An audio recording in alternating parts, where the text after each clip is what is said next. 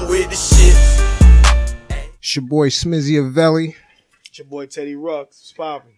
We not in the Shed studio tonight, but it's it's still with the Shits podcast, yes, and you're tuned in, man. Let's go, man. Teddy, what's good, man? It's popping, bro.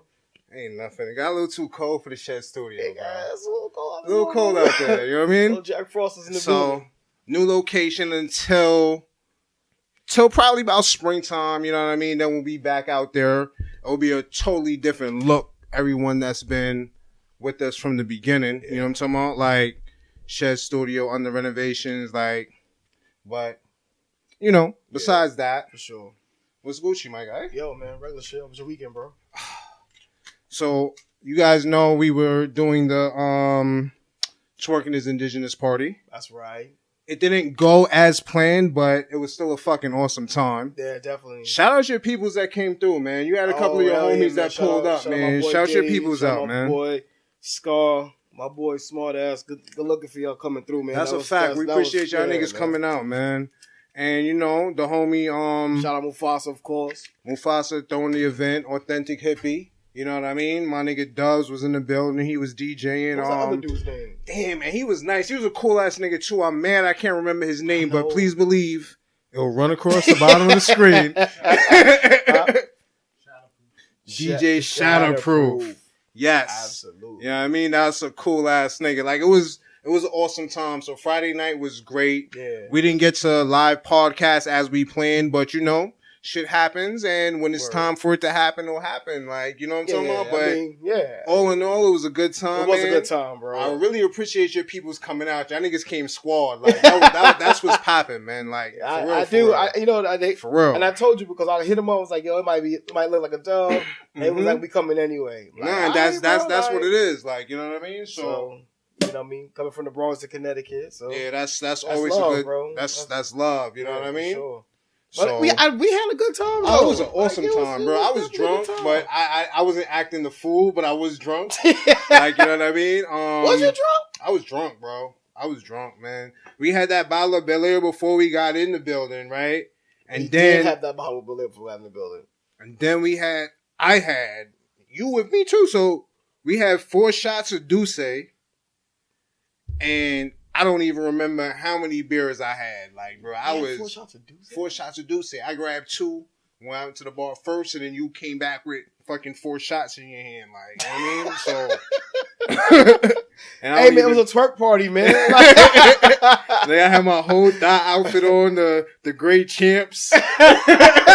You know what I mean? The great champ dot. Like, I was ready. Man. Like, it was a good time. You know what I mean? Shout out to the chicks that competed in the contest. So that's what's up, bro. It was love, man. I'm gonna see. I might have some footage. If I do, I'll put it on the back end of the podcast. Like, I'm not positive if I have footage, but if you I should, do, because I think Mufasa took some flicks or some shit. Yeah, I'll see if I got some footage. I'll put it on the back end. You know what I mean? But what'd you do Saturday? Recoup. Recuperate. I Saturday just was chilled there. out. It rained, right? Was that Saturday? Honestly, I don't even remember. He said it was kind of. I just stayed in the crib, man. Played Monopoly with the folks and the fam. Then watched the Wilder fight. I hit you. Oh, that's what it was. I hit you for the fight. Ended up streaming it. Yeah, it was a good fight too. Did you see it? I didn't even watch it, man. I wound up editing. Really, that's what I spent my Saturday editing, and I was working on a couple logos and shit, like at Shed Studio logo. Yeah. Got to get the Smizzy-Teddy logo done, like, you know what I mean? So just working on, fucking around with a few ideas on that. I just really kept it low key. It was cool though. You know what I mean? Man, you know what? It's next weekend, and for me, that's probably gonna be a hassle because I want to like get that Christmas shit out the way, bro. Get my daughter her shit. My nephew his shit. You all the way settled in the crib now? All the furniture came. Everything came, bro. In the building, everything like came, you lit man. now. Everything came, That's bro. what's up. And I ain't gonna. I know that was a headache. Shout out to the dudes from Ashley Furniture. I don't know if they money, nigga. They came and did that shit. Ashley's furniture ain't cheap, nigga. I had a few pieces from there before too, nigga. This nigga take money. Yo, they fucking came and did that shit and like they're very professional. Bro, they come on time. Dude walked in. He looked at the front door, looked at the side. I mean, about the patio. He was like, "Are we coming this way?" Nah, they know what they doing. Down the doors. They know what they doing. Shout out to Ashley's Furniture, man. Dudes came in like less than 10 minutes. They was like, in and the fuck out. That's what's up. But yeah, man. So yeah, my shit is dead, man. You know, it's just Jersey living now, man. So my boy said, so my boy hit me up. He's like, oh, so the podcast must be doing well because niggas they get rich and move to Jersey. They all still in the Bronx, nigga. Look, we ain't doing that good, bro. I ain't moved yet, man. I ain't moved yet. We still in the town, man. Like, Teddy getting a lot of side money. That ain't podcast money, man. I don't know what Teddy doing on the side, man. All money is legal. I don't want no racketeering charges, nigga. Nigga said, don't send them my way. I don't want like, no racketeering charges. Teddy bro. set me up for failure. Like, how you set this joint up and it fell? Like, what? I mean, don't touch it. I didn't move. This nigga set me up for failure. But you said shit for your daughter. How much shit you got to get? She's I don't want to say a needy child, but does she ask for a lot of shit, or is she one of those that's just like, get me what you get me and I'm happy? No, she's not that one either. Somewhere in the middle. She's not that one either. So, like, she's not needy. You have like a list, but she'll give you like a list of like 20 joints. Okay. And was like, hey, whatever you can get on here, I'm cool. So it's like as long as you oblige to her list. And she does her thing where you don't even give a fuck. You just go get it. Yeah, That's what's up. Yeah, I just go get whatever I choose. And I think she deserves to have. That's what I'm saying. She does her thing, so you don't even think about it. She deserves to get whatever she's asking for. Right, like whatever I feel like you deserve, that's what you gonna get. That's what's up. So and then you got my nephew, so I wouldn't get him something too. I'm horrible. I don't go Christmas shopping or anything like that. You know what I mean? I make sure my godchildren are straight. You know what I'm saying? My nieces are gooch. Yeah. I just send money in cards. Like I think next year for my daughter, bro, she'll be a grown adult. I'm like, yo, from now on, you just getting cash, bro. Like, I can't go shop. I don't even like shopping for myself. So you can imagine me trying to go out on Christmas, right? Trying to figure out shit to get for people, like, you know what I mean? That's not the wave, like, you know what I mean? So, some people they say, a lot of people told me all the time, like, cash is so informal. So I just go and I get gift cards, and they're like, "That's not any better." But I'm like, I actually thought about the place, right? Not for nothing. My daughter put gift cards on her fucking list. So, like, she put like, "Oh, I like these places. Give me gift cards here." Like, all right, copy, cool. Yeah. So yeah, that's it, man. So that's probably gonna be my next weekend thing. I'm gonna get that. I mean, literally getting that done Friday, Saturday, Sunday. That'll be a complete job, bro. Done and over with. Man. I'm just trying to get prepared, vacay in like 2 weeks, birthday flight. Yeah, man, Jamaica here, he come. Here I come. Yo, man, if I can find a flight for like $30, I'm coming, bro. I will end up paying I think like $570 or some shit like round that. Trip joint? Like, yeah, round trip non-stop. Nice. They wanted too much. I was gonna upgrade to first class because it was my birthday, but too cheap to do it. I can afford it, but I'm too cheap. Yeah, to do it. I'm too cheap to do it. I think they wanted like an extra $230 or something. I already paid $570. I'm like, I'm good. Is that for both ways? I think that was upgrade for one way. One way, okay. Like, you know what I mean? So you gotta put an additional five for first class. It's only a fucking 4-hour flight, my nigga. Like, that shit don't make no sense. Really? It's 4 hours? It's a 4-hour flight. That shit don't make no sense. Like, I thought that was a longer flight. So. But yeah, man. So you all set, man? Ready to go? No. But we gonna go.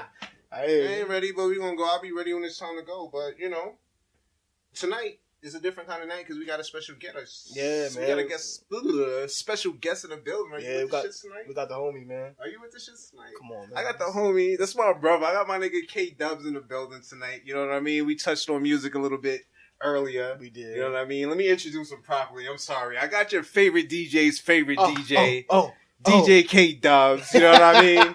He's in the building tonight. We're going to talk about some music. You know what I mean? We're going to get real in depth, man. Yeah, we're going to get real in depth. Like, we've been flooded with a lot of music in 2018. Yo, especially this last quarter alone. We touched on a few things, but we're going to get in depth into it. And then we're going to actually pick the brain of a DJ. Because, you know what I mean? There's a lot of questions that I have for DJs. I actually have a few DJ friends, but let's get it and let's talk about it on the platform. So, man, let's get it. You with the shits? I'm with the shits, bro. Let's go. Yeah. We got my nigga DJ K Dubbz in the building. What's good, boss? Everything good, bro? It's your boy Dubbz. What's good, man? My nigga, introduce yourself to the people. Tell them who you is, where they can follow you and find you at, man. Like, well, you know it's your boy DJ K Dubbz, your favorite DJ, favorite DB. You can follow me on Instagram, Facebook, DJ K Dubbz. That's KDUBBZ. You know what I mean? And Instagram. So what's poppin', man? we out here, man. I'm your first guest, right? Yeah, man. First guest, right? Yeah, man. Okay. Yeah, man. Feel special, though. And that's my, if y'all don't know, that's my brother, man. He been with me from the beginning, from the time the shit was just a fucking thought. Yeah. When Teddy introduced the thought to my brain, I came in, I hollered at the homie. He told me to do it, go for it, and he been rocking with me ever since. Behind the scenes, he's on the camera now. You already know, man. And we go back like Cole Malone's headline, so that's a different story. If y'all ain't noticed already, we got merch, man. Y'all can check us out on teespring.com. We got hoodies, we got t-shirts. Yeah.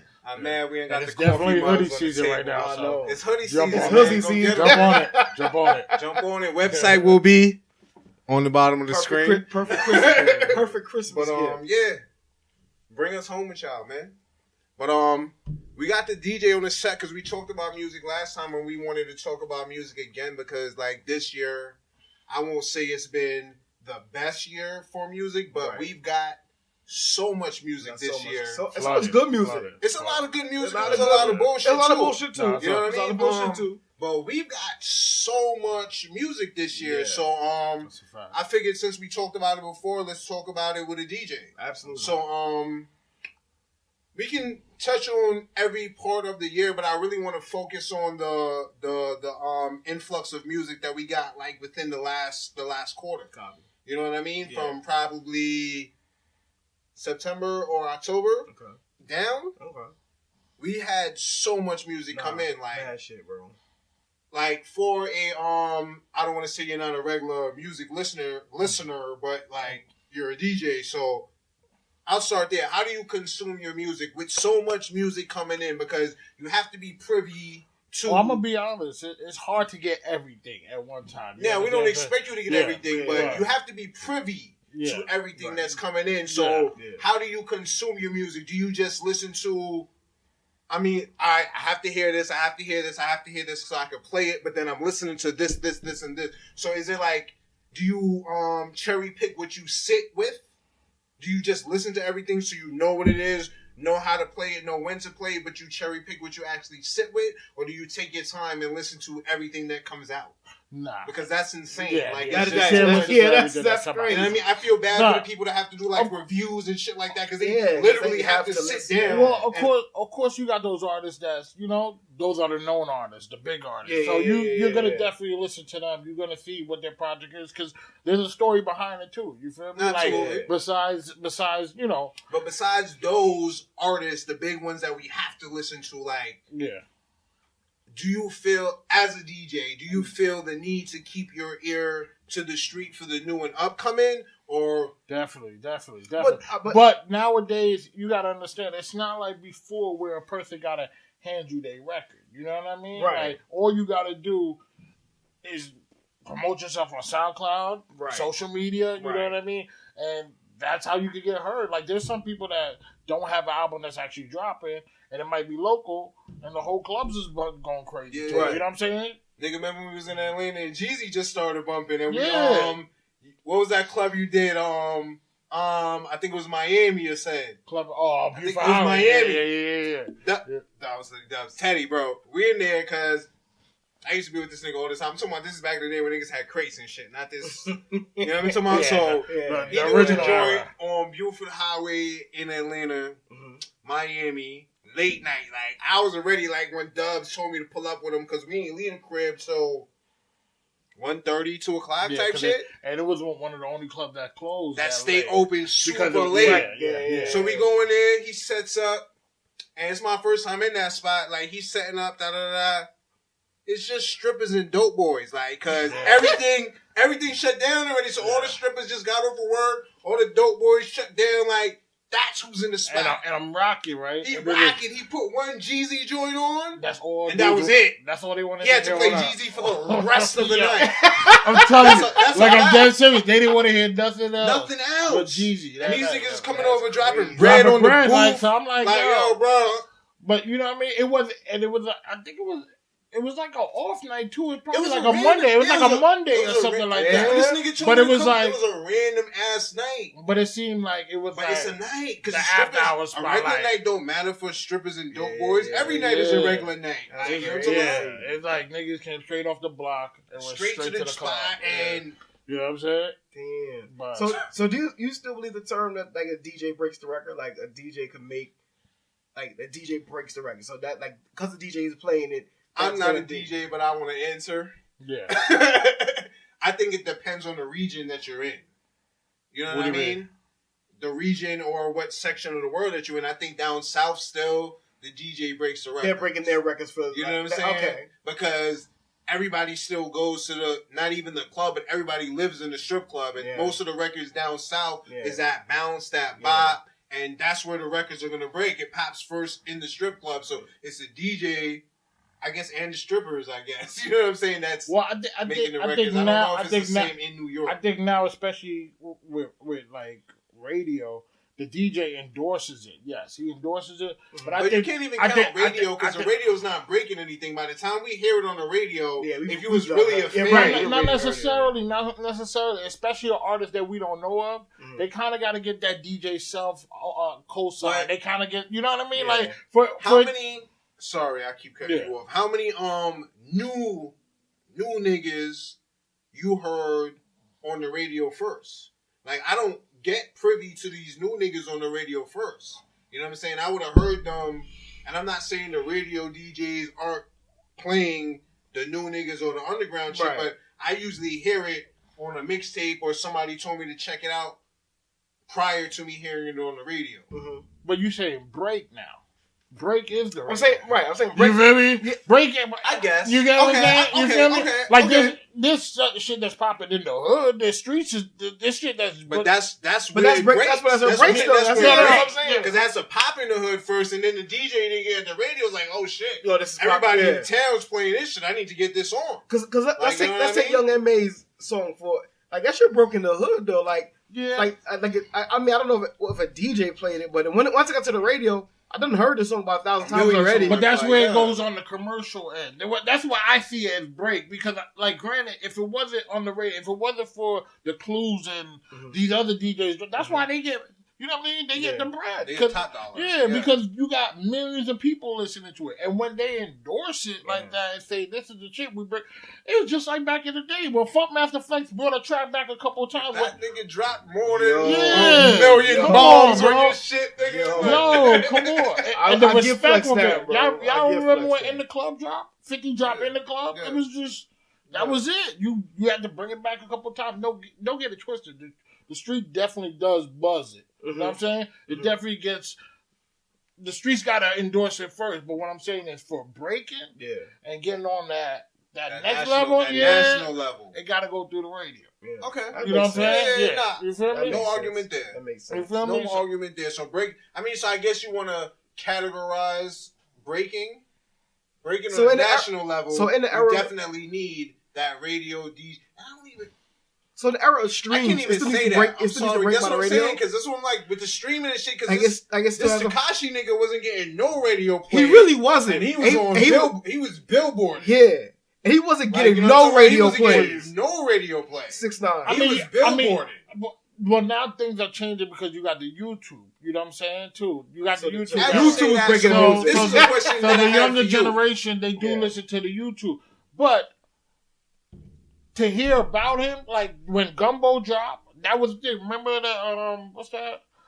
Papa Willie with a nigga. I forgot. I don't even know. Yeah, but whatever. Shit, like, he got when Gumbo dropped. Gumbo was that was the shit when he was with all the homies in the video? Yeah, in front of the building. You know what I mean? Yeah, like, granted, everybody's buzzing, everybody's talking about it. But to break it on to hear who Tekashi is, and he played a bad. I didn't need radio. And he did a good role about it. I really didn't. Because I didn't need radio at all. Right. No, well, after a while, it was like, okay. No, even before, like, we already knew who Tekashi was before you knew it from Gumbo? You knew it from Gumbo? That video... It's not about the video. I'm talking about when the song came out. You know what I'm saying?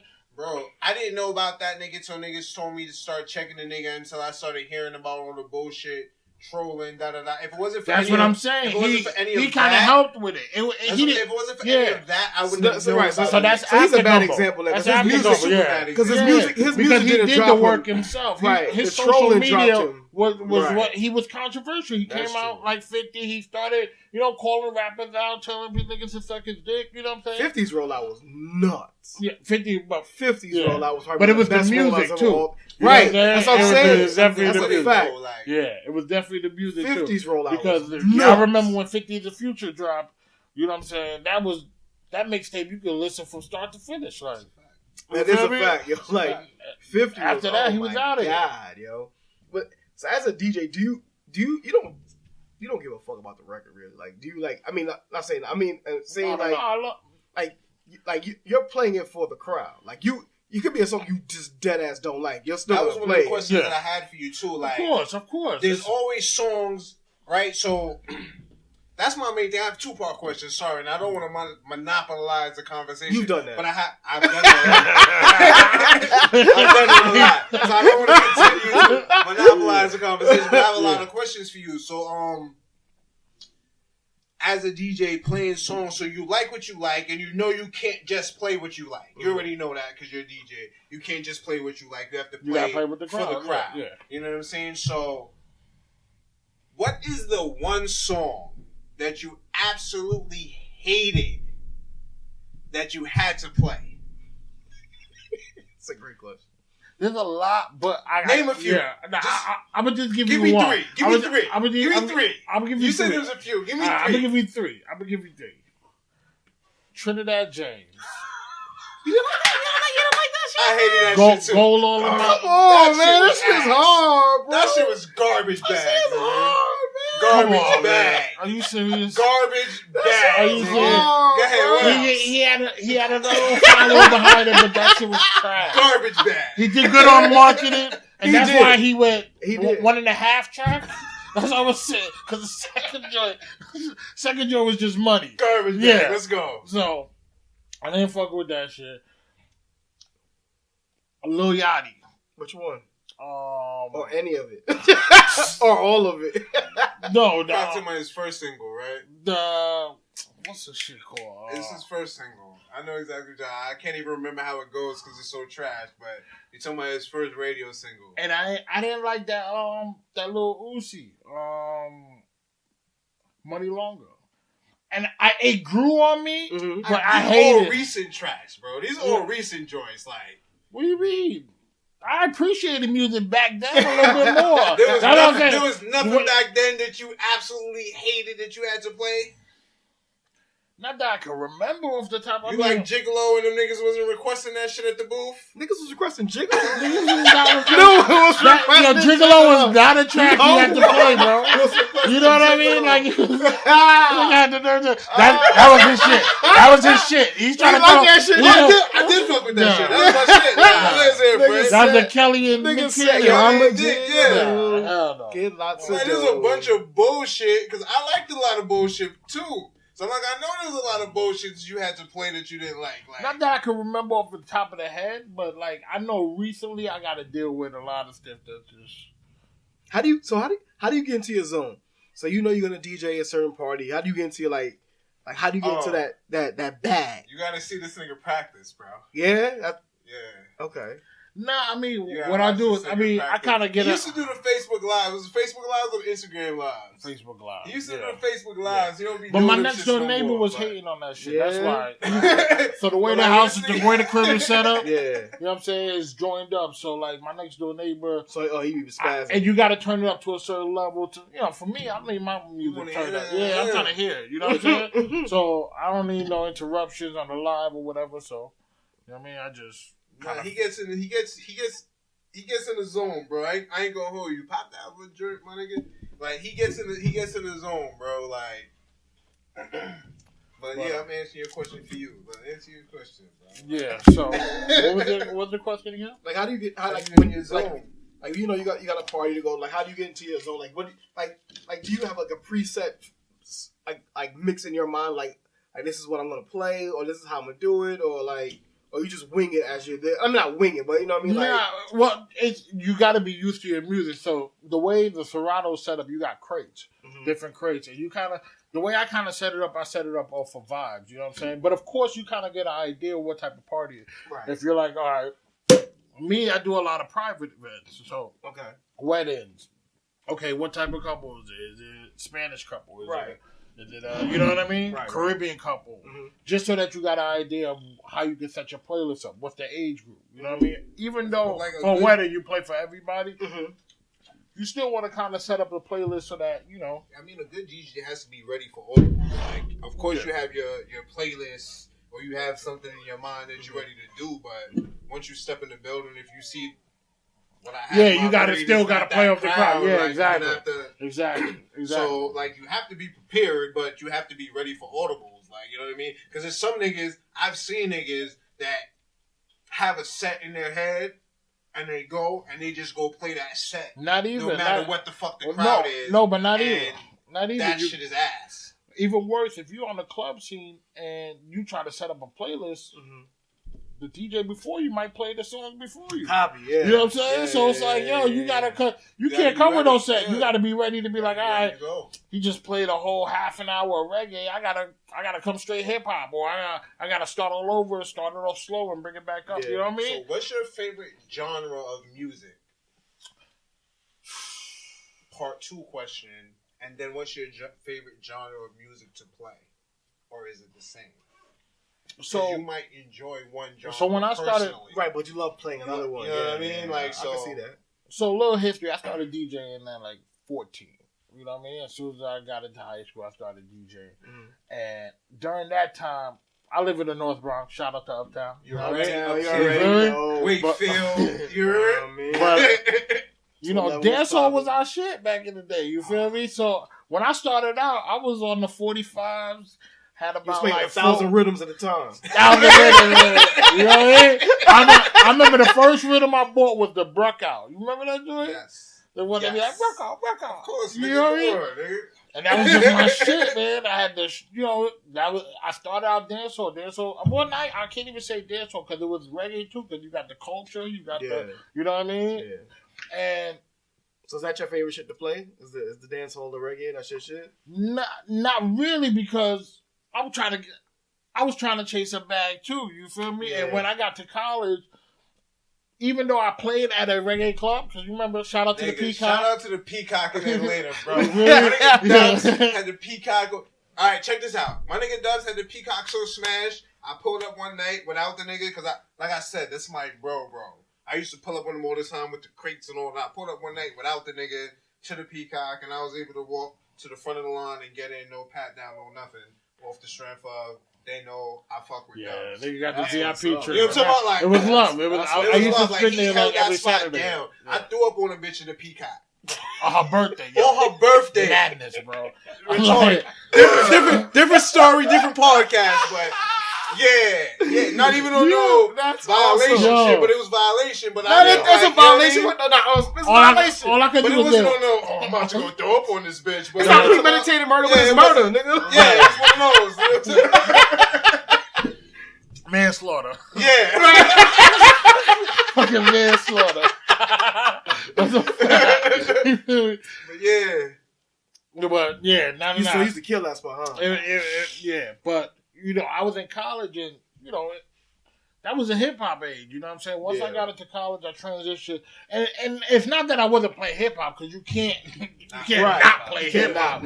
But you said you talking about passion, what I was into. Yeah. It was the reggae dancehall scene, and then after moving to Atlanta, you know, on the college tip, it was just straight hip hop after that, and I still did the reggae thing because I had a club that I DJed every Saturday. So being from up here, DJing down there,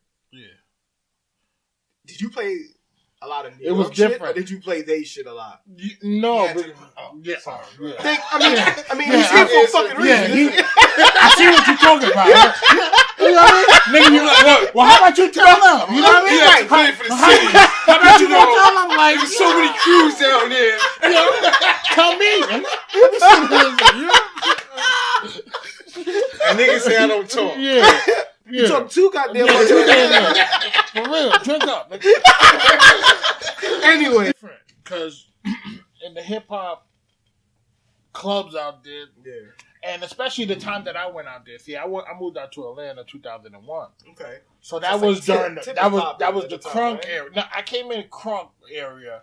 That Lil Jon and them area. So when did Tip take over? Like 2004, 5? Nah, Tip was like this next year. It was like 2002. That was still right. Like 3-6 Mafia time. That was still Lil Jon and the East Side Boy time. Yeah, you was still get. You can't hit a mother. Yeah, like, it was still that time. You still like, get the UGK. Yeah. Nah, Crime Mob was later. They let up. Yeah. Well, about a year later. They were still in the same time. Yeah, it was around that time, but. It was more when I first went out there. It was more crunk. You get a little bit UGK with that. You know what I'm saying? Okay. You get some Master P with that in the club. You know what I mean? Like he was out there a year and a half, 2 years before I came out there. I came out there in like 03. Yeah, I went out there 01. Because I was in VA, and I took a year. Well, I came out there like 03 when I came out there and started fucking with y'all niggas.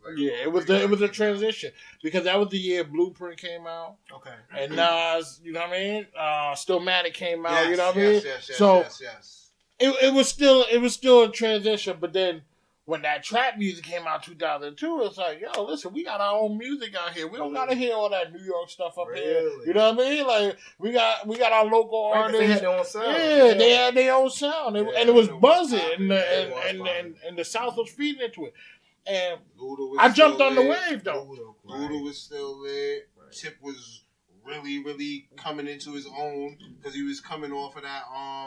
I'm talking about like 2002. When I came to see y'all niggas in 2002, Rubber Band Man was popping, if my timeline is correct. Yeah, 24s was just rolling on, and then Rubber Band Man was popping like in 2002 when I came down there. Yeah. You know what I'm saying? Because his first album, I think, was 2001 or 2002. Between 2002. I'm serious. That was 2000, 2001. 2001, 2002. Yeah? Yeah, 2001, 2002. So did you it's funny because I seen Tip on the campus. Clark. I went to Clark, Atlanta. Okay. You know what I mean? Shout out to the AUC. You know what I mean? But, I went to Clark. So much they thought I went to school there.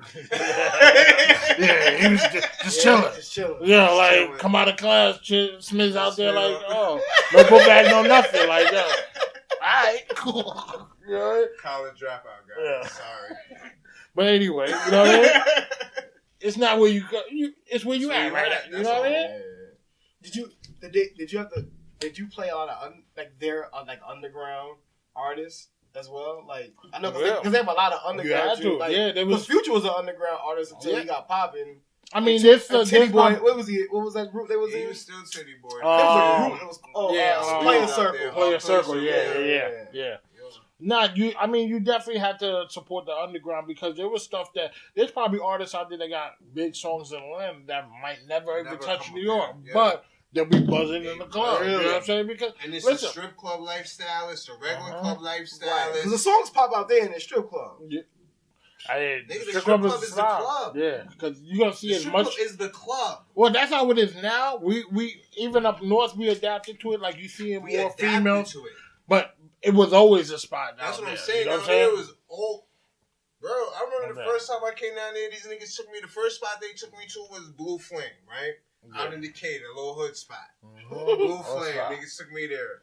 Started fucking with other niggas, and we started going to Goosebumps. We started going to Magic City, and then the crib I had was down the block from Platinum 21 was down the block from the crib. You can't forget Strokers, bro. Strokers. Come on, man. Don't play with the East Side. My nigga, what's the joint up the block on Buford Highway that we used to go to? Pink Pony. Not even Pink Pony. That was across the street. The joint up the block. Further up by like the Spanish niggas. We used Follies? Yeah. Music, bro. Well, Follies came out a little bit later, but music. Yeah. Nigga, you in there lit, and there's joints in there. Besides the joints, there's joints. Like the strip club was always the club. Like that's, and then the food. So the DJ was like the DJ. If you're DJing at the strip club, he was like the shit then, huh? Yeah, that's what I'm pushing now too. Like, but don't get it twisted. Like they also had a big club life too because ATL is before that shit got shut down. To me, I feel like it's a dope city. But it's a nightlife city too. Like ain't no, you know what I mean? Like everybody. Is it still now? It's still a night. Yeah. Last time I went there, it wasn't that. Remember when they had the whole what that shit was called? When they had all the clubs right there. Oh, and they shut that shit down. I forgot what it's called. It was Buckhead, but I don't know. Buckhead, but they had a name for that shit. It was all, bro. I forgot what. You could walk up and down, my nigga. Yeah. It was like a U, basically like a big ass U. Clubs right next to each other. Whole strip of just clubs. Let me close it down. You know what happened? Somebody got shot or some dumb shit like that. Security guard got shot or something like that. Wolf. Yeah, and then they shut that shit down. And then now it's like a shopping area now. Yeah, but that shit used to be. I'm talking about when I came in, it was like the ending. I think like the year after because Wolf got shot before I came down there. It was really later though, because that was. You know what I'm saying? But I think that happened at Fuel, and Fuel was. It had to be like 04, but probably 05. Right around. So it wasn't after. It was right around the time. I came down there like 03, and it was lit. Mm-hmm. I stayed out there till about middle of 04, and I came back uptown. Mm-hmm. And then when I came back down there, it was over for all of that shit. Like you know what I'm talking about? But that was party time, and even prior to that, before we was even going down there, when they had Freak Dick and all of that shit going on, like you know what I'm talking about? Like, so Atlanta always been the. That's when the buzz started. And the crazy thing is when the city got big was when they had the Olympics out there. You know when they built up Centennial Park.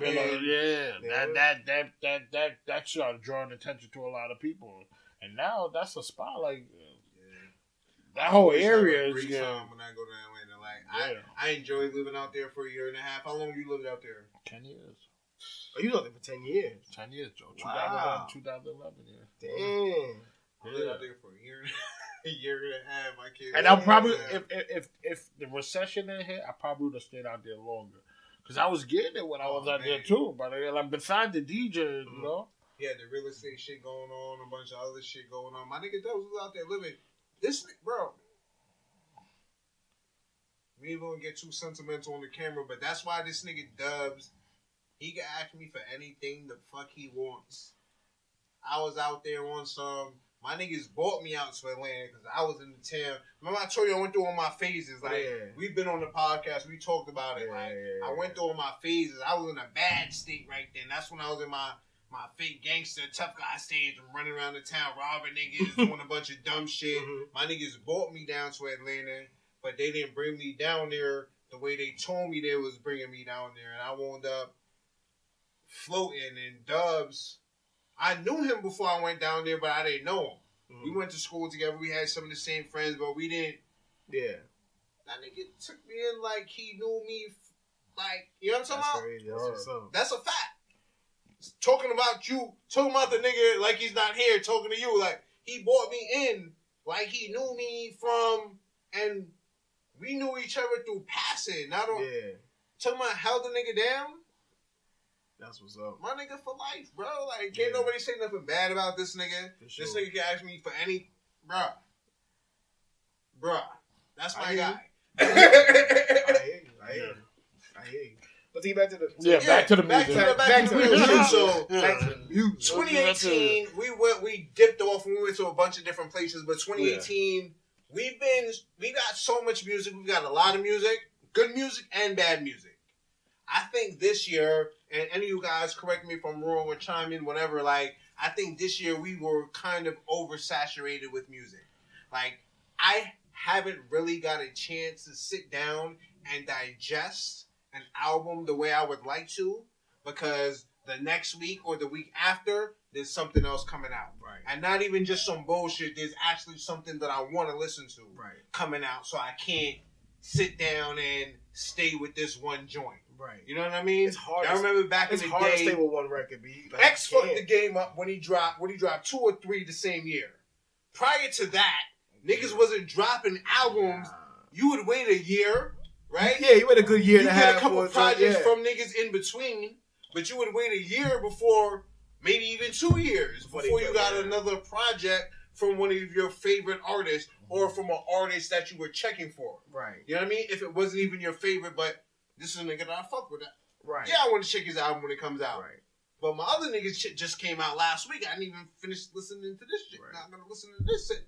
That's how I felt in 2018. Well, Future did that last year. Didn't Future drop like 2, 3? I don't like that too. That's what. Yeah. All right. So besides oversaturation, period, I don't like when people give me too much music. Yeah. And that's why they need to stop dropping that. No, that's why they need to stop doing that. Shit, when they drop like 7 records and then like a week later it goes another 7. Yeah, nah. Give me a full project. Drop all 14. Yeah, give me a full project. Let me rock with that. Let me rock with that shit for a minute. Give me something else. Like, you know what I mean? That's why I rock with that new Meek shit. You know what I mean? Because he gave you 19 joints, bro. And it's still like, all right, cool, I can rock with it. You know what I'm saying? So a few niggas killed me because I didn't get to talk to too many niggas yet, but a few niggas killed me because I said I liked, what's the name of his last one? Wins and Losses? That was a song. What's the last album? What's the name of his last album? I like the last album better than this one. And a lot of niggas killed me for that shit. Yeah. I heard a little bit from the last joint. And it's not that it was whack, but I think this one is better. This one is better. I think everybody's just fucking with this one because they were so waiting for this one. Like, niggas, he got live, he got free. He's free. I'm not taking nothing. I'm not taking on this, anything away from this album. That intro again. But that like, last album, like his intro game. What was the name of the last album? Was it Wins and Losses? I think it was called Wins and Losses. Yeah, I think it was. Which one from? I think it was called. Yeah, Dubbz, Google that. But yeah, I still like that one better than this one. And granted, this one just came out, so I didn't have time to live with it. Like, you know what I'm talking about? Right. I listened to it twice. Me too. So you know what I mean? I listened to it twice. I've listened to the record he has with Jay-Z and Rick Ross a few times. Yeah, it's Wins and Losses. Wins and Losses, yeah. I think that album is better than this one. Me personally.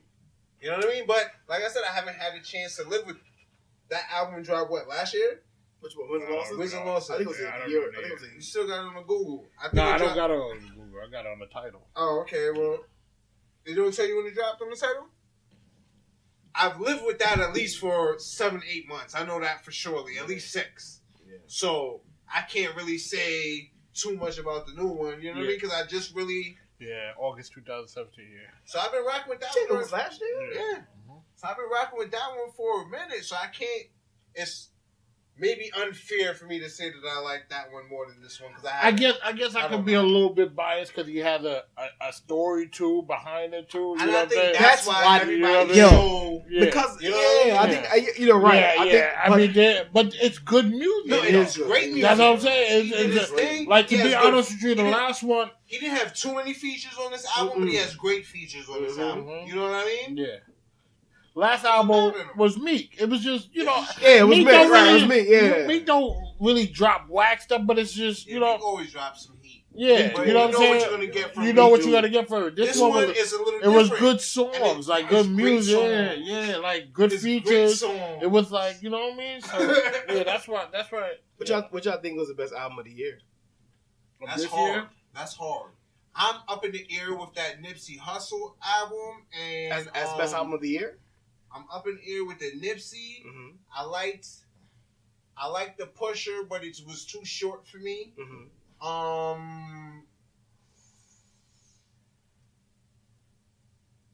I might have to go with the Nipsey. I might have to go with Nipsey for best album of the year for me. Did you even listen to Nipsey?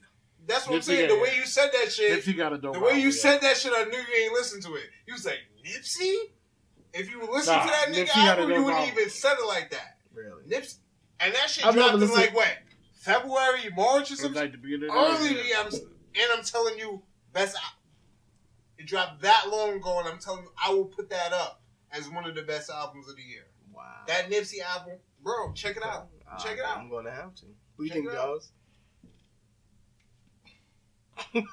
Like, I like the Meek shit that just dropped because it's very few albums that you can listen to now. So let me tell you. I'm not saying that.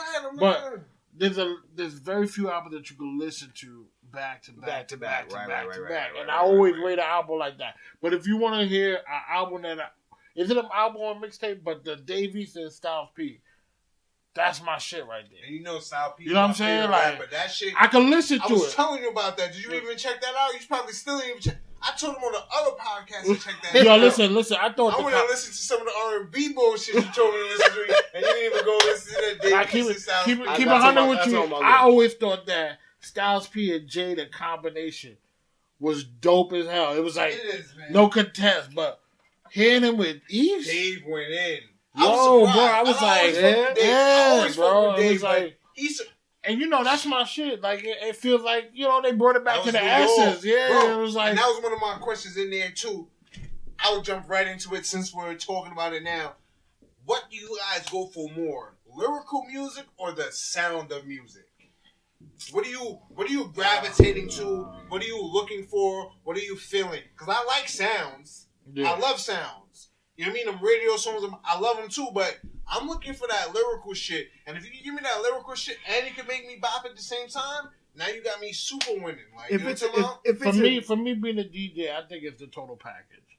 I think it's the song itself. It's like the collections of songs together that make me want to listen. And you can't be just one type of sound. You got to give me some type of, because music is a feeling. You feel me? Absolutely. And then I want to be able to, if I'm down, I want to be able to listen to your shit. If I'm up, I want to be able to listen to your shit. You know what I'm saying? But that's a beautiful thing about music. You can listen to so many different people when you're feeling so many different ways. Right. Like, you know what I mean? Mm-hmm. If I'm feeling dirty and grimy, I'm going to throw my nigga P on.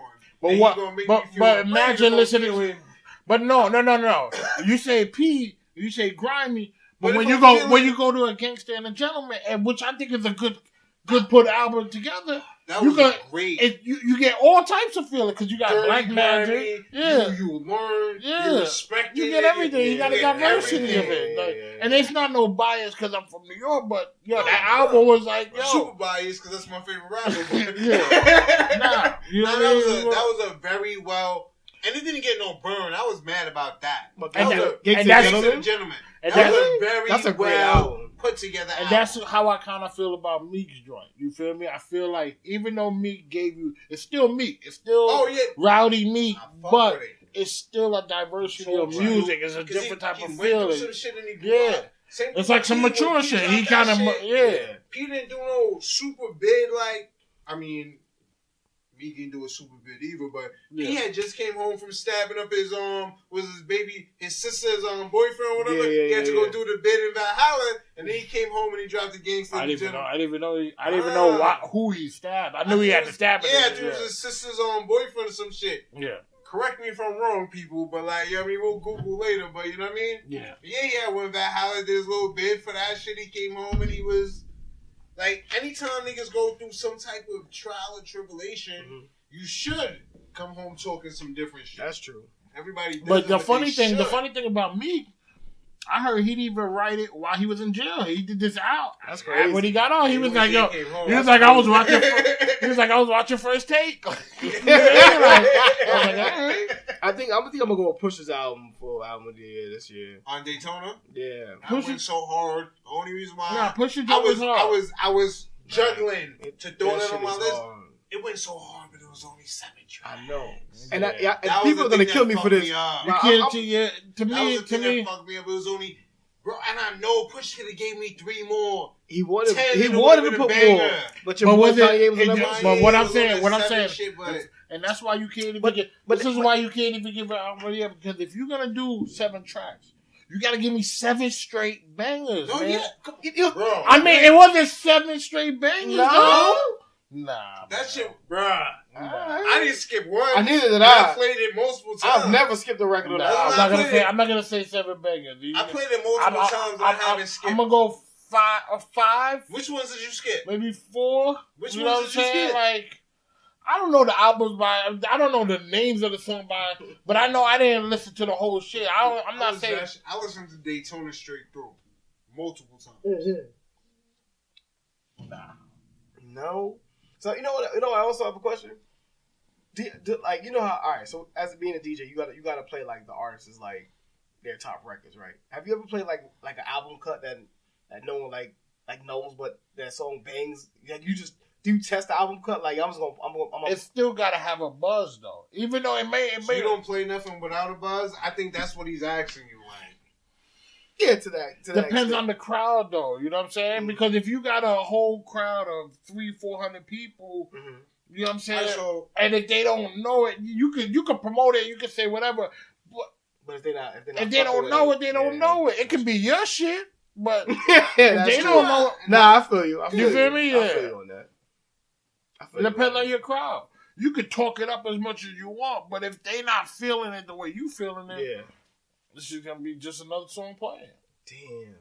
And especially and with DJ, it's all about transition too. Mm-hmm. So you ain't gonna follow that up with something that's popping, and then you come follow it up with something that people don't know. That's gonna. So with that being said, how do you break records if you're not gonna test the waters? If you're just gonna play records that you want everybody to jump and bounce and move to, how do you test records? You have to play shit that you don't know what type of vibe you're gonna get. You know what I mean? But then it comes down to so you ever went to a spot where they be like just plays records? Like, I guess there's different levels. You know what I mean? When there's different levels to everything. But like I said, we cannot compare the era of breaking records to now because it's totally different. Because there's and that's why I say when I say break, I say radio because that's what everybody knows about it. It's not like back in the day where cats was dropping it off to a DJ and a DJ really mattered. Like back in the day, you gotta understand. That's a question I have for you too. I'm gonna ask you all right now. Hold up. Back in the day, records broke in the tunnel. And that's before we can even go to the club. Yeah. Right? You know what I'm saying? That's when records were breaking. Yeah. And that's when the DJ could endorse it because it was Flex who was doing it. You know what I'm saying? But at the same time, even those cool tapes, we was privy to those. We even had talks of conversations about the clubs that we went to in high school when the Palladium was popping. So Palladium, yeah, that was cool. But back to nowadays in our time and music being digested and broken, right? So as a DJ, I might have asked you earlier, how do you digest the music that you play? Because you have to play so many different types of music. And what do you listen to? How do you differentiate what you like from what you have to play?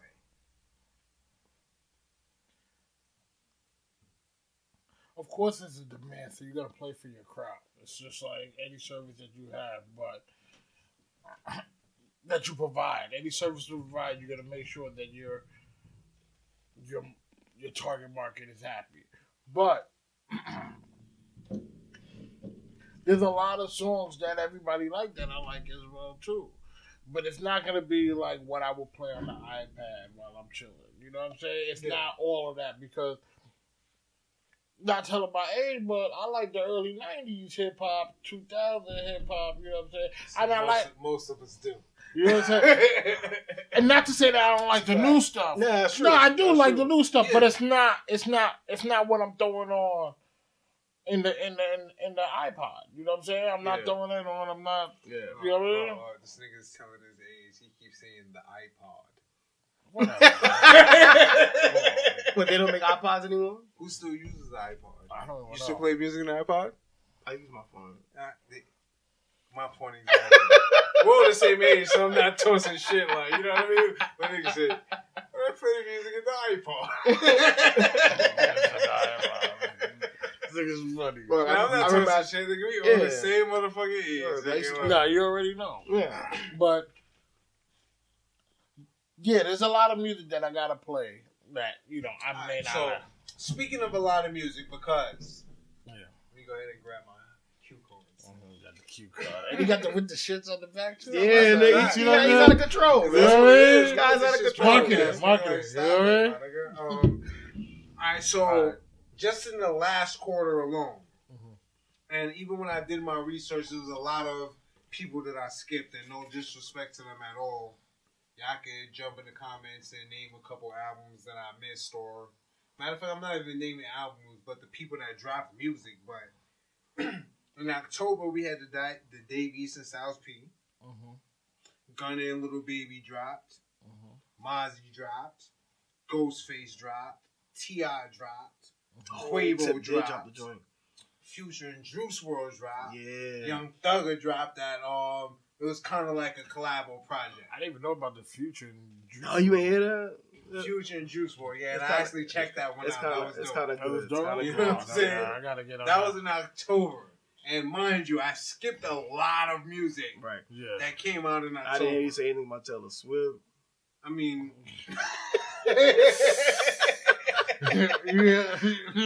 Ariana Grande dropped the joint. So in November, we had Action Bronson. Really? Beats. Yep. Vic Mensa. Lil Peep. Okay. Trippie Redd. Anderson .Paak. I heard that was good. Boozy dropped. Yeah, I heard the I heard that shit was good, bro. Check that shit out. I heard that was really good. I think it was like Ozark or some shit something like that. Yeah, I heard that's really good. Yeah, I heard it was really good. I'm actually You ever heard of him? Nah, I ain't hear that joint either. I haven't checked it out, but I'm gonna check that. I heard it was really good. I'm gonna do the same. My homeboy the other day, actually probably like 2 days ago, told me to check out the Anderson .Paak. He was telling me about that shit, like, you know what I'm saying? Alchemist and Little Baby. That was November. Okay. You know what I mean? December, obviously, we just got the Meek. We just got 6ix9ine. You know what I'm saying? Gucci's supposed to drop. Yeah, Gucci's supposed to come out. You know what I'm saying? Kodak's supposed to drop. Boogie's supposed to drop too. Boogie's supposed to drop. Boogie supposed to drop. Shout out to the Bronx, boy. Boogie, hope that Boogie bring that heat out, man. Boogie, what up? I hope you got Don Q on there. I hope you got some East on there. You already know Q gonna be on there, like. That's a fact. Yo, Don Q was nasty. So listen, that's just from October. That's crazy. Till now. That's crazy. And I skipped a lot of people.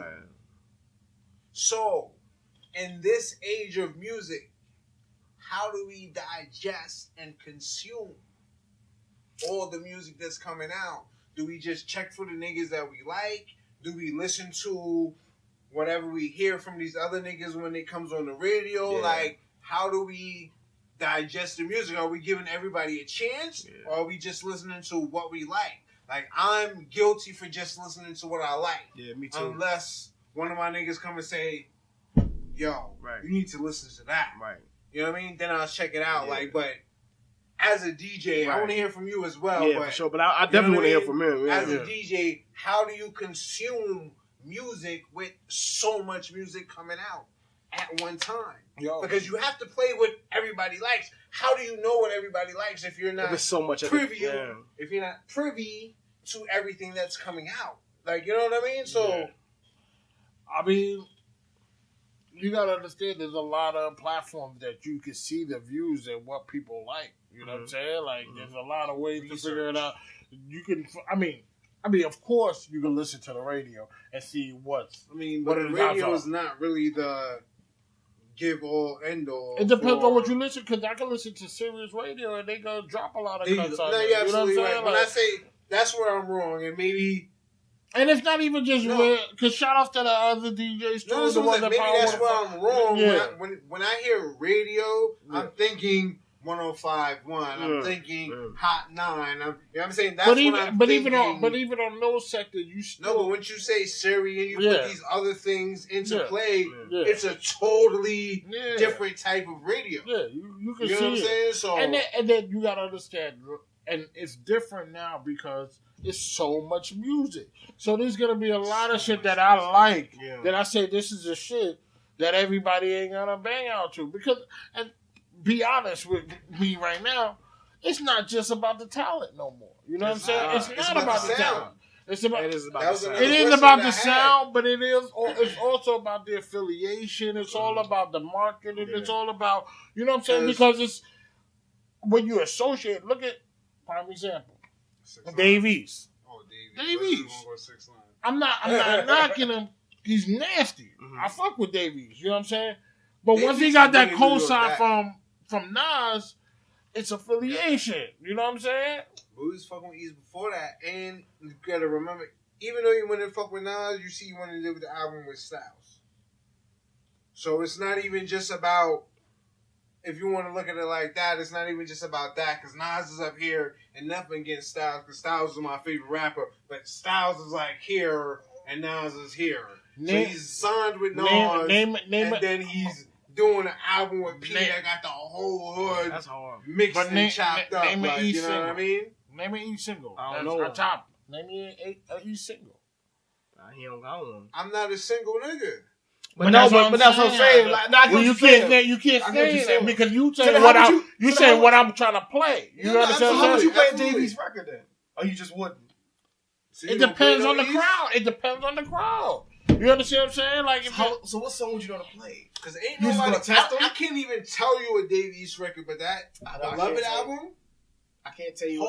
Maybe you can play that and that's not even the East record, but a feature, the joint that with Trey Songz you had in the car with me the other day. I've been rocking that shit for a long time now, and that's from like 2-3 years ago.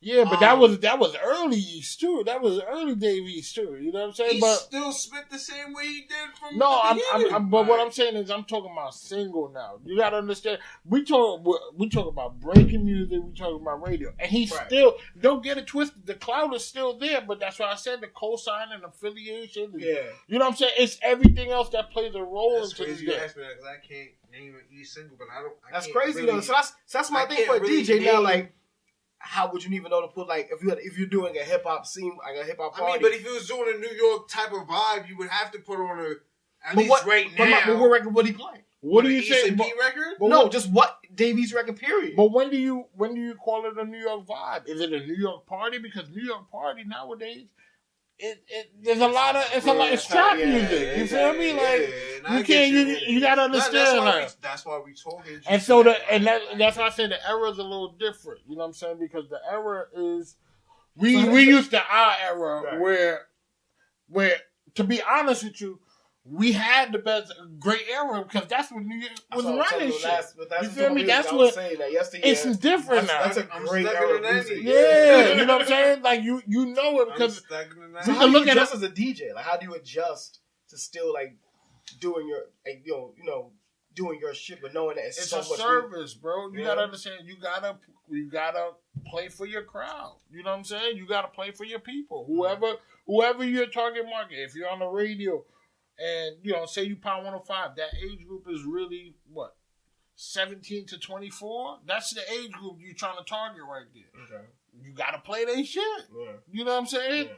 You got to understand, half of these DJs are 30 to 40 years old. Yeah. That's playing on the radio right now. They're not young. That's the shit that we talking about. Like, so that's not your shit. Like, when you go home, you're not listening to that you're shit not that going, you're playing. You feel me? So how do you adjust to playing that shit? Like, I don't even like this shit, but I know I have to play it. So are you playing because you know you have to play? Like, no. But you still have to have fun while you're doing it. You gotta understand. If you're not having fun and you're not... You gotta understand. We're not gonna have fun if you're not having fun. Like, you know music what I mean? is big, but the culture is what's big. You understand what I'm saying? So you still gotta stick with the culture. Mm-hmm. You gotta pay attention. You gotta hear the interview. You gotta know what's going on in the culture. Mm-hmm. You know what I'm saying? DJ Envy, I don't know how old he is, but he's up there. He's probably like 30. You know what I mean? He's up there in the high 30s. He's probably. You know what I mean? Maybe even touching 40. You know what I'm saying? I think he's a little over 40. I don't know the nigga. I don't know. He might be in the high 30s, but he's still, older than us, he's bro. playing for music. He's older He's than playing us. music for the younger crowd, the 17-year-old. And it's not like he's hanging out with a bunch of 17-year-olds. So obviously it's not impossible to it's not impossible. You have to do what you have to do. You just got to be a part of the culture. You got to be relevant. You got to keep up with the relevancy of it. Okay. That's it. So my only question is, and I get that and I understand it and I know that. My question is, how do you do that with so much music coming in? You understand what I'm saying? This year alone, you see how many albums are rattled off, and these are just the known niggas that I rattled off, and I skipped a lot of them. There's so many of these underground niggas that's popping off that everybody loves too, that you gotta play and da-da-da-da. Like, how do you keep up with everything, and how do you digest? Do you guys have like a collective of DJs so one nigga doesn't have to listen to everything? And like, I think everybody has their ways of figuring it out. Like, for example, if you're in the club every night, you're in the club with other DJs. They playing other stuff. You know what I'm saying? You're in a conglomerate. You're in a network with DJs. They're gonna tell you, yo, you heard this new joint. You got the label sending you music through the email all the time, so you get to hear it out and say, okay, if the label's pushing this, they putting money behind this too. You understand what I'm saying? So there's a good shot that this is gonna be something big. Just because they put money behind it doesn't mean it's good. But I'm just saying, that just betters the chances. You know what I'm saying? Opposed to someone who don't got no money about it. Like, you feel me? Like, but like I said, not to knock anybody who doesn't have money, because you can't blow up. Look at A Boogie. A Boogie is a prime example. You know what I mean? A Boogie's big off for SoundCloud. You know what I'm saying? That's fact. He did it on the free thing, and now he's cutting a 50-50 deal with I forgot who, but that's crazy. Whatever label, it's a 50-50 deal. So he's eating all his money off of his record sale, and he's doing good on tour. You know what I'm saying? So that's what's up. So with all this shit that we said and everything that we talked about today, how do you feel about, because that's one thing that I've heard a lot now recently with the whole internet and everyone having access to so much music, because you know back in the day it was just DJ that had access to the music, because niggas wasn't going to Moody's, niggas wasn't going to these other spots and buying records and like, you know what I mean? So you had to wait for the radio to play these records. You had to wait for the DJs to play these records. You had to go to the club. You had to go to the skate key. You had to go to Palladium. You had to go to these other places to hear these records, right? So nowadays, with all this music being at your fingertips and so accessible, you as a DJ and you just as a regular listener, how do you feel about people saying that the DJ nowadays is irrelevant because of the playlist? Could never be relevant. Yeah, I'm not co-signing that one. Could never be irrelevant. I'm not co-signing it either. I just no. So that's why I have to ask the question, and I'm like, I got a fucking DJ here, so I have to ask him. Playlists is rock. Playlist is a playlist. Get together. You gotta get together. You gotta understand there's certain events that if you don't have the look of a DJ there, they're not. It looks weird. You understand what I'm saying? You go to a wedding and there's no even play music. Yeah. Where is he? You ain't even got the look. Yeah, you gotta have the look. You understand what I'm saying? So it's like the playlist can never outrule a DJ. There's no. First of all, how many of us? First of all, if it is a playlist, it's the owner's playlist. It's what they like. And even if they play that's something that everybody else is like, they come up with the most commercial playlist ever. Right. It's still you realize you got to listen to every friggin' song from start to finish. Right. You feel me? Like, there's no cutting, there's no transition, there's no vibe. You know what I'm saying? Like, it's you could never. Because the DJ really sets the party. Yeah, the DJ sets the tone. It really I always laugh at that notion, but that's a question that's asked. Not even a question that's asked, but that's a sentiment. Is that the right word that I'm looking for? Or narrative. That's a narrative that's usually portrayed like, I don't need a DJ. I can get this. No, those are good. I say that's good together. Like, and you can continue doing that. Because I don't want to squeeze my equipment in your small ass apartment. You feel me? I ain't got no time for that. Talk your shit, Dubbz. Like, I'm always good for a basement joint. Don't get it twisted. I rock out of the, But, do you have a favorite kind of event you like? You like DJing, like weddings, man. Weddings all the shit. I mean, open bars. You play for everybody. You know what I'm saying? Like that. I like playing for everybody. Like, to be honest with you, what got me into DJing was me going to my uncle's wedding and seeing the effect how the DJ was moving the crowd. That's what really. I was a young cat, like probably about 12, 13 years old. Mm-hmm. You know what I'm saying? And the DJ was fire. I mean, he was rocking it. He had a little bit for everything. Popping. I was like, yo, this is something I want to do. And, you're a little kid. You see the prices of how much it costs. You like, damn. So I'm going to have to put that on hold for a little bit. And then my cousin, G Money, you know what I mean? G Money. Shout out to the homie G Money. G Money, hold up, sidebar. Anytime I go to Atlanta, anytime I used to go before Dubbz moved back to Atlanta, I would come see with Dubbz. I met G Money through Dubbz, obviously, because that's his cousin, but that's my guy. Yeah. G Money, my nigga. Shout out G Money, Drew. Anytime I go down there, G Money, Drewski, I pull up to the spot. Them niggas is like, Smiz, you're good. What do you need? Da da da. Yeah. Those are my niggas. Like, A1 Day 1, D. Yeah. G Money, Drewski. What up? Yeah, he told me about his homie that was selling some equipment. And homie's name was Rion, you know what I mean? And shout out to the homie Rion. Yeah. You know what I mean? He had the set, and he was selling it for $200, bro. I said, what? $200? So, you know what I mean? I'm like, yo, moms, you know what I mean? Like, we got to make this happen. This is a dream. Homie gave me 2 turntables, a mixer, 2 crates of records, you know what I'm saying? And it was music after that. Yeah, that's it, bro. It was so crazy. Homie sold me the set. It had a fake buyer's remorse. And used to come to my crib and play at my house. Like, I'm like, yo, dude. Like, yo. Then we kind of formed a little crew and stuff like that. But it was cool because he knew how to DJ. So he was kind of like, putting me on. So I didn't mind. The company was like, yo, let me find out how this works. So whatever I get from him. That's what's up. You know what I'm saying? Like, that's where it all started. You feel me? Like, but yeah, shout outs to Weon, man. Shout outs, bro. So we just crushed all the y'all niggas that think a fucking playlist could replace a DJ. No. Yeah, that's a dub. That's a dub. If you're having a get together, that's cool. But if you're really having a party, you can't. Yeah. Go get No. Matter of fact, go get the playlist for your wedding. All right. Go get the playlist for your 60th birthday party. Go get it for your. You know what I mean? Go get it for your backyard joint. Go get a playlist for your backyard joint and see if it's popping. Niggas is not coming back. You better make sure the food is official. That's it, right? You better make sure the food is official because we are not fucking with your playlist. Only. We are not fucking with the playlist. Yeah. This is my other question, right? Yeah. What makes a DJ?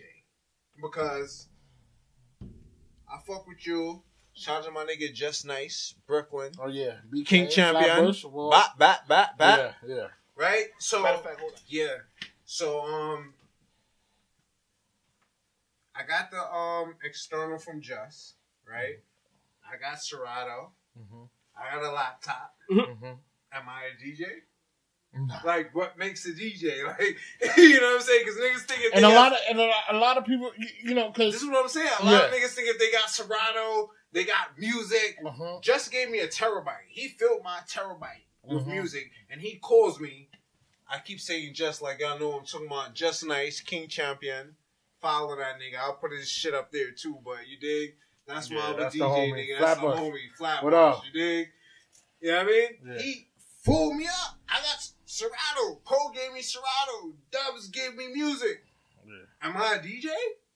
Do you want me at your wedding?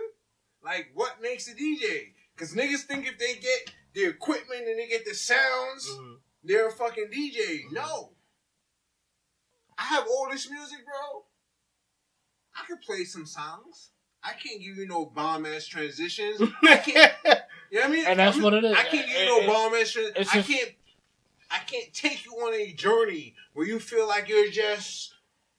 I won't be able to do that for you. No, but I'm not a DJ, but some niggas will think they have the shit that I have, and they will think they're a DJ. Like so, what makes a DJ? It's a talent. It is a talent. Listen. You can it is a talent, but what? Listen, you can have a bunch of food. You can have a bunch of pots, the best knives. You know what I'm saying? All the seasoning. But you're not a fucking chef. You know what I'm saying? You're not everybody a fucking chef. Everybody could cook. Everything you gotta practice.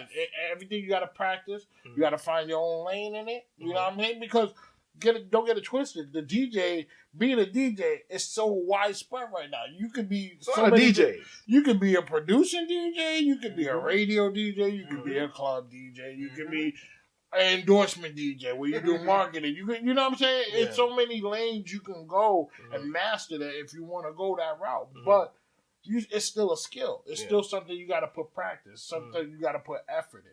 Now, is it easier to do? Hell yeah. Hell yeah, it's easier to do now. Reason why? Because I don't think it's easy to do. No, when I say it's easier to do, technology has made it easier. The fact that you can put a song on your computer and press a sync button and it automatically mixes at the same BPM is making it easier. Okay. For you to okay. You know what I'm saying? Like, but still, you got to know what song to put behind that one. But I mean, sync it and make it sound nice. But if it's not that's why I love a DJ. No fuck a playlist. Fuck but all you that consider shit. DJs today DJs like because you used to carry crazy with actual there's some albums, that is. bro, There's like, some that. There's some but that. And you know what? No, fuck the. Fuck Fuck all. the No, not even the craze part of it.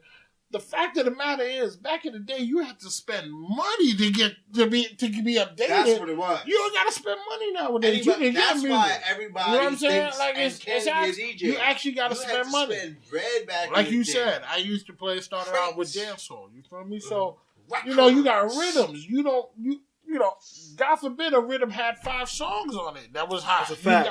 You might as well buy the 12-inch. And then now you got to buy 2 albums out. You feel me? Yeah. So even more, you got to have a passion to it so you can put your money into it. Right. So I guess, yes, it's easier to become a DJ. Yes, it is. It is easy to become a DJ. But to be one? To be an actual DJ takes time, effort, creativity. Even today with having Serato, all the music.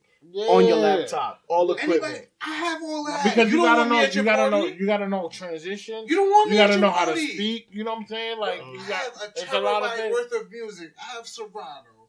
I have speaker. You don't want me to DJ in your party, and I can. That's the DJ resume, right? I got the speakers. I got Serato. I got a terabyte. I met the mark. I will get hired by somebody that doesn't know they don't need to hire me. I'm an ear quote DJ. I'm not crazy. A fucking DJ.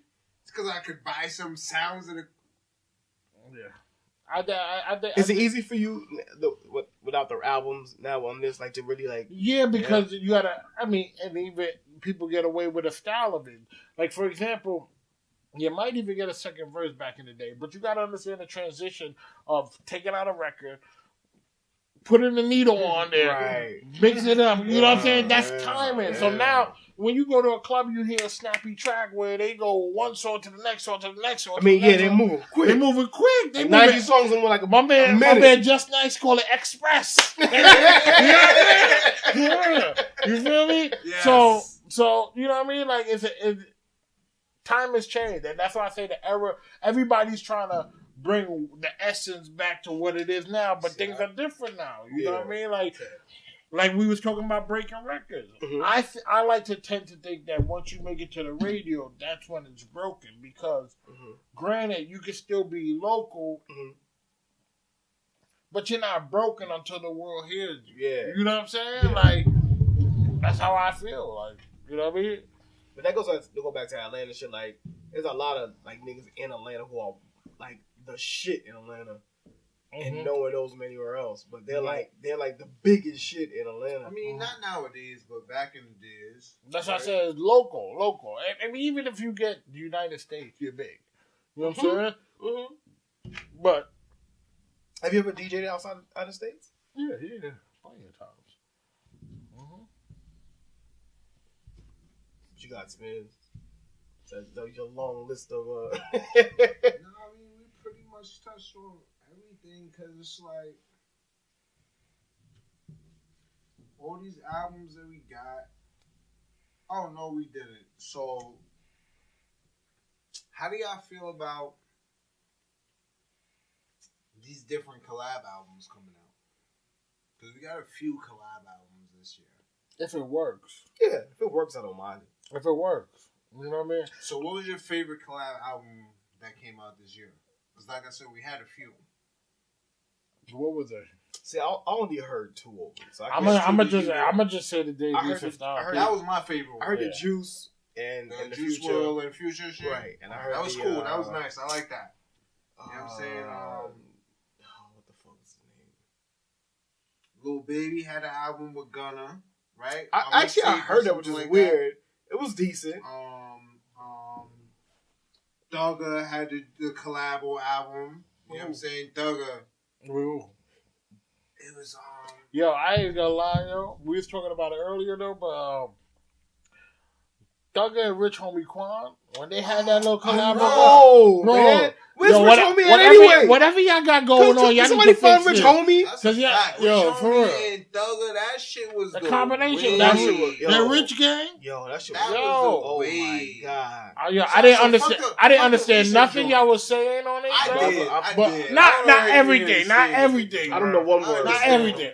But the shit bumped though. Yo, that's the new shit. What is y'all favorite collab albums? Teddy, the DJ, and then me. Favorite collab album all time, not just now. Just favorite collab album just of period. all time. It doesn't even have to be straight hip hop. No. Anything like favorite collab album of all time. Damn, that's hard. And that's hard as fuck. It's hard as fuck. But I'm gonna have to. I'm going with the top one that came to my brain. I have to give it. I have to give it to Watch the Throne. Okay. Because every single song was amazing, produced great, and Hove's balls were just immaculate. And Ye spit a little. Because I'm like, if everybody has a whole collab album, it's gonna be stupid. Right. I just gave mine away because mine is a whole collab album. Really? Well, who? I'll go before Dubbz because he's still thinking. Yeah. Hove and Kells. Best of both worlds. I hated that. That's my. That's my both favorite. Both of them were terrible. That's my favorite collab. Really? Who else you? Give me one over that. You know what? It's crazy. It's crazy. Y'all might not. Go with it. But I like that Freddie and Jason too, man. Oh, I forgot about that. Was dope. I just was so hyped for it. It didn't live up to the hype for me. It didn't bump that hard. It didn't bump that. It was It's hard not. But I was right. It's hard as fuck. It was hard as fuck. But it just did not. I don't know what else. And that's a problem that we have. Because you know why? Because we waited so long for it. Because they've been teasing it for almost like 4 years. That's the problem we have as fans. We just expect so much from. That shit was dope. We're all here saying that shit wasn't. And we're like, but it wasn't. You know what I'm saying? We just, as fans, we just expect so much from these. That shit was dope as fuck. But I expected more. And what the fuck more can you expect? That shit was dope. I have nothing bad to say about that. The Sheik and Ghostface shit was hard too. Which Sheik and Ghostface? That shit was hard. I never heard that. I never heard it. I never checked it out. What's the name of that shit? I don't remember the name of it, but that shit was hard. Because I remember back in the back when D Block and Wu Tang was supposed to be like Wu Block or some shit. They did it. They did it? They did do it. I never even checked it out. That shit was alright too. I never even checked that because I remember they were talking about that Wu Block album they were supposed to put out. Right? They did that. That shit was hard. Oh, wait a minute. Ready Method Man, that shit was hard too. Yeah. What, Blackout? That shit was That shit is hard. It was Blackout, right? Hell yeah. Blackout, that was what called? Yeah, Blackout. That shit is hard. That shit was dope, but I'm still not better than Watch the Throne though. I'm sorry. I'm still sticking with my Kells and So you gonna tell me that? Yes, I am. That Kells and Best of both worlds. I'm saying that was better than the Watch the Throne. I'm saying that, and kill me if y'all want to. Agree with me if y'all want to. Kill me if y'all want to. It was let me know how y'all feel. It had a couple. That Best of both worlds, bro. Watch the Throne was cool, but that's just not fuck with the nigga. They had a whole tour off the Best of Both Worlds album, bro.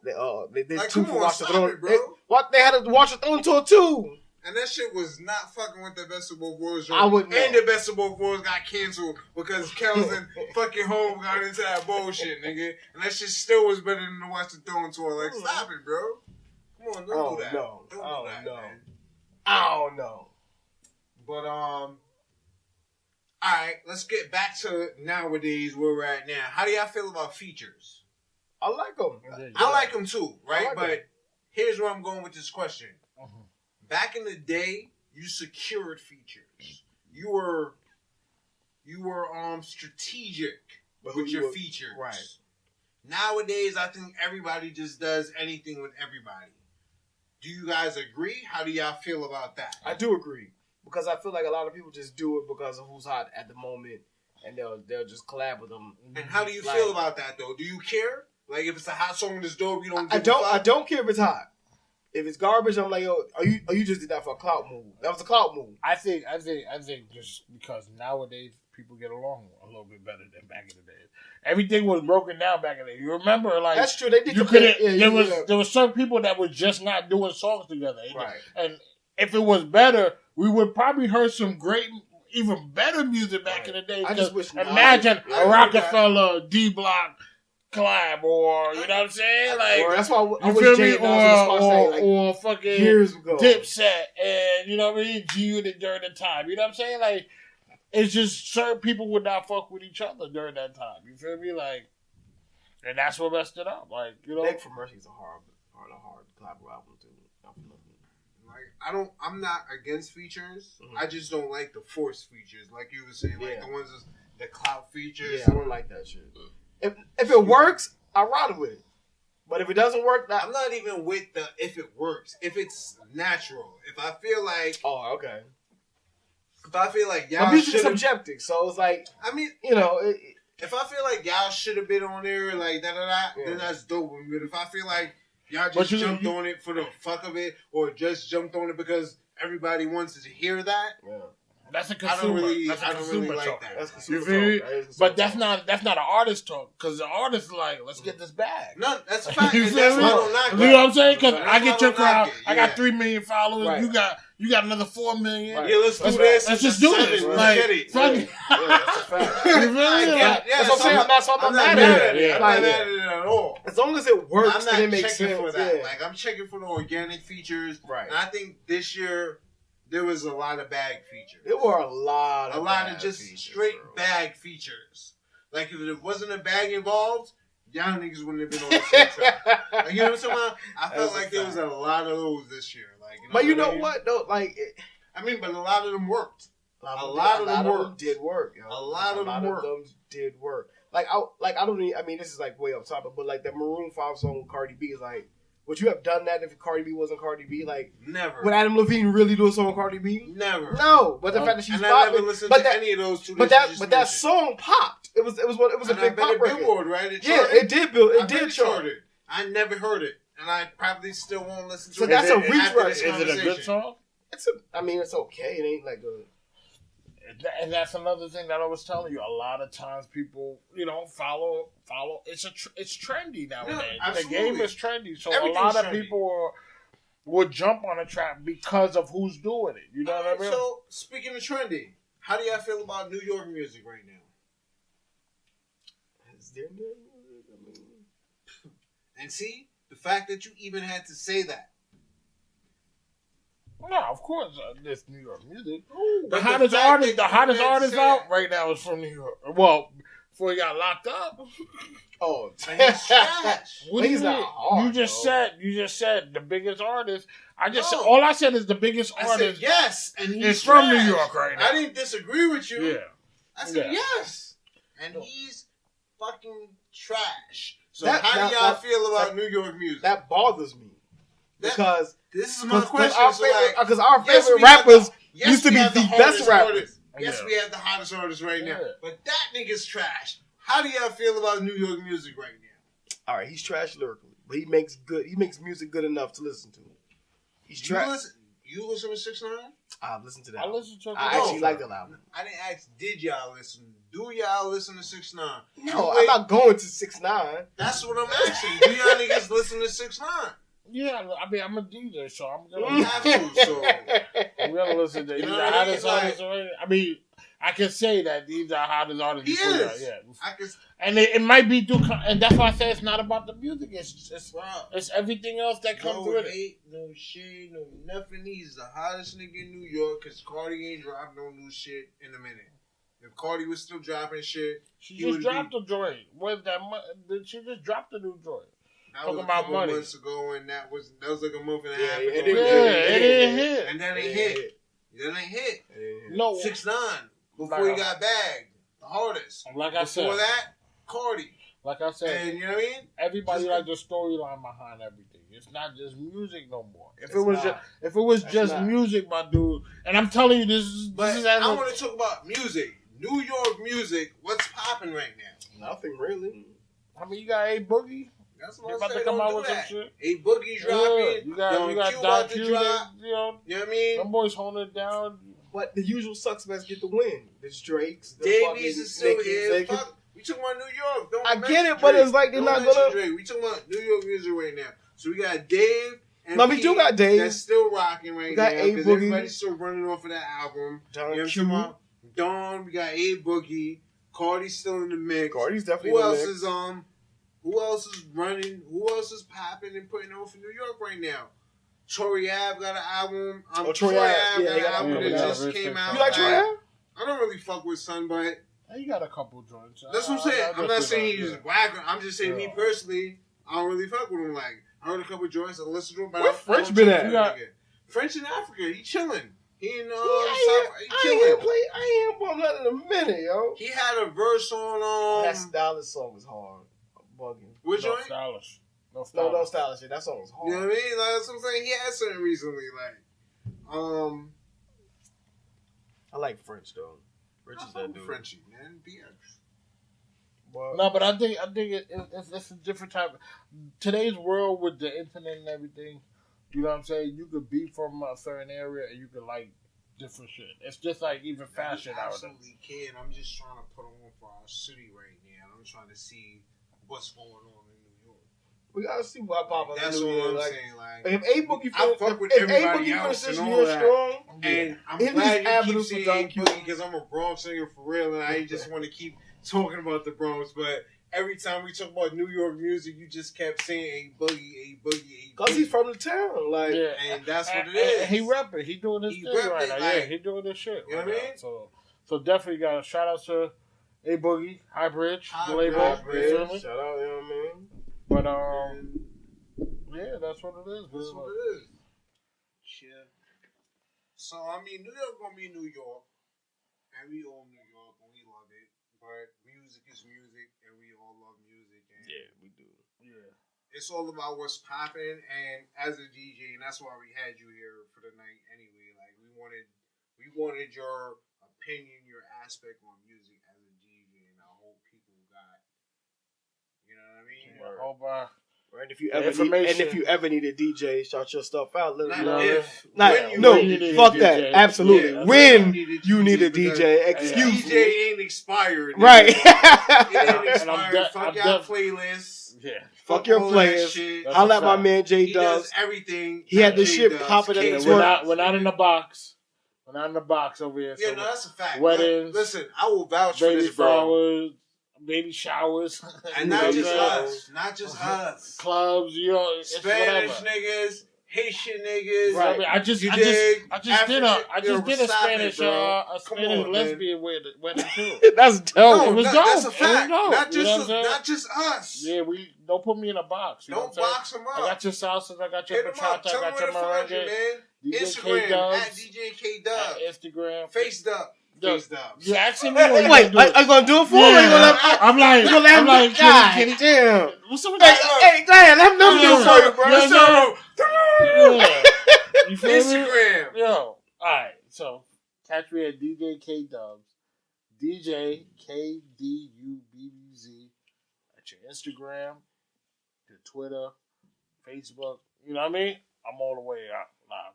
If you need to book me, you can book me, DJ K Dubbz at gmail.com. You know what I mean? Open to all bookings. You know what I mean? I do it all from weddings, bar mitzvahs. We do private. You know what I mean? Business, corporate. Your favorite DJ, get at me. Yo, definitely hit our man's up, man. Bro. K Dubbz, we appreciate you coming through, it's always bro. a pleasure, Appreciate man. you coming You're through. my brother. It ain't even a guest, that's family, bro. Like, I feel stupid saying thank you. Like, glad this was our first guest, you heard? Yeah. Because like I told you, I mean, A1 from day one, we wasn't super silky in the beginning, but once we actually, and no beef in that, like, because most niggas, when you say you wasn't super silky from the beginning, they think niggas was problems. Nah, y'all just didn't have, like, y'all just didn't know each other. Yeah, exactly. We see each other, and it was always love. Like, what up, bro? Like, once niggas got super silky, nigga, it was like, bro, A1 from day one, from the time I know this nigga and we actually knew each other, it's been nothing but love. He held me down so many times that I can never repay this nigga for. I don't even think, honestly, as we're closing, I'm not going to spend too much time, but as we're closing, I don't think this nigga knows. And I'm talking to him like he's not here once again. I don't think this nigga knows how much he held the nigga down, how much he made the nigga feel. You dig? So, A1 since day one. And it ain't even been day one. Super silky. That's very high. Silky day. Super silky. But I appreciate. Hey, next time he does a party with some shit. You know what I'm saying? Podcast. Yeah, with the shit's podcast, man. We in the building. You know where to find us. Smizzy-Teddy. Tell me where to find us. Yo, man. We on Instagram at With the Shits Podcast. Got us on Twitter at With the Shits Pod, and you're gonna see us on YouTube at With the Shits Podcast. And once again, I always interrupt the homie. Yeah. At these motherfucking Let niggas. them know, yeah, we drinking it. And the homie Dubbz told me, fuck the bottles. We need fucking endorsements, bro. We'll still take the bottles, though, but we want the bag. You dig? Hit these niggas, tell them to fuck with us. We episode 8. It's 2 bottles every episode, man. These, bro. We drink fucking Bel Air. We spend a lot of money with y'all niggas, man. Stop playing with us. Man, Smizzy-Teddy Productions. Yes, sir. With the Shits Podcast. Yes, sir. Cheer.